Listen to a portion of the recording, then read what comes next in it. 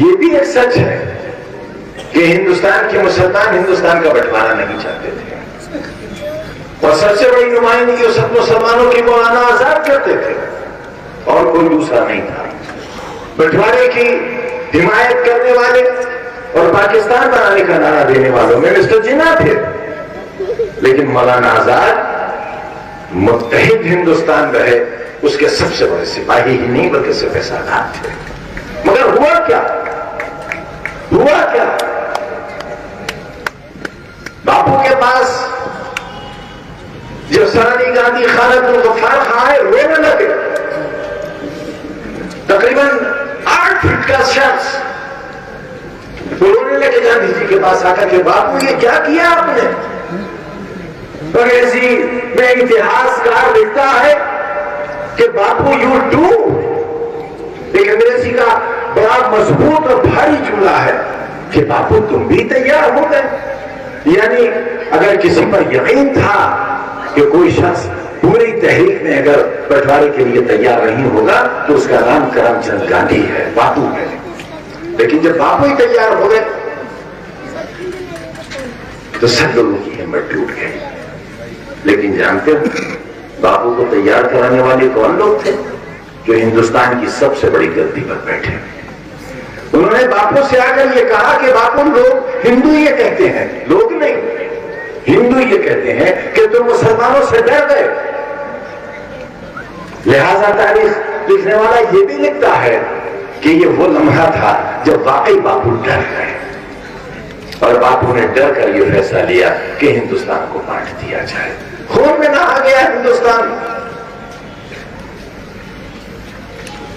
हमने नहीं चाहा था हिंदुस्तान बटे, हम जिम्मेदार नहीं थे हिंदुस्तान के बंटवारे के, हम तो चाहते थे मुत्तहिद हिंदुस्तान को। और आज भी अगर हिंदुस्तान बटाना होता,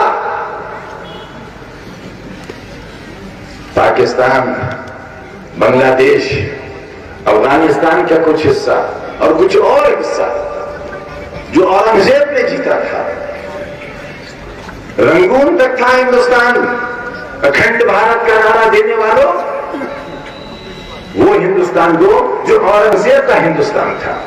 गाली दो उसे जितनी चाहो, हमें उससे कोई इत्तेराज नहीं है। पूरी मुगल सल्तनत को गाली दो, क्योंकि मुगल सल्तनत न तो खलीफा की सल्तनत थी न इस्लामिक हुकूमत थी, कोई हमदर्दी नहीं है हमें उससे। लेकिन औरंगजेब का हिंदुस्तान तो वापस करो। लिहाजा अगर वो हिंदुस्तान आज हो और वहां के मुसलमान हिंदुस्तान में हो तो क्या नकाब का सवाल उठ सकता था? क्या लव जिहाद के नाम पर लोगों के साथ नाइंसाफी हो सकती थी? क्या इबादतगाहों के साथ यह सुलूक हो सकता था? लाउड स्पीकर का बहाना लेकर बेवजह सितम के पहाड़ तोड़े जा सकते थे? आज जो घृणा है, जो नफरत है इंसानों के बीच, मजहबी घृणा, जात की घृणा, वो घृणा नहीं होती, क्योंकि दोनों भाइयों के हाथ मजबूत होते, न एक हाथ दूसरे से टकराता न दूसरे हाथ पहले से टकराता, क्योंकि वजन गलत हो, फैसला गलत था, लिहाजा नतीजा भी गलत हुआ। मगर हम जिम्मेदार नहीं। आज हिंदुस्तान के मुसलमानों को उसकी जिम्मेदारी नहीं दी जा सकती। कोई हिंदू भाई, कोई सिख भाई, कोई ईसाई पाकिस्तान नहीं जा सकते थे। हम जा सकते थे लेकिन हम नहीं गए, इसलिए कि हमारा वतन था और वतन है।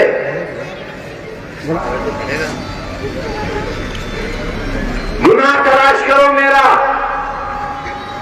4.25 बीघा जमीन, सैकड़ों एकड़ जमीन भीख मांगकर खरीदने वाला आजम खान वो माफिया कहता है। हिंदुस्तान की गृह मंत्री ने पहले नंबर का माफिया कहा मुझे,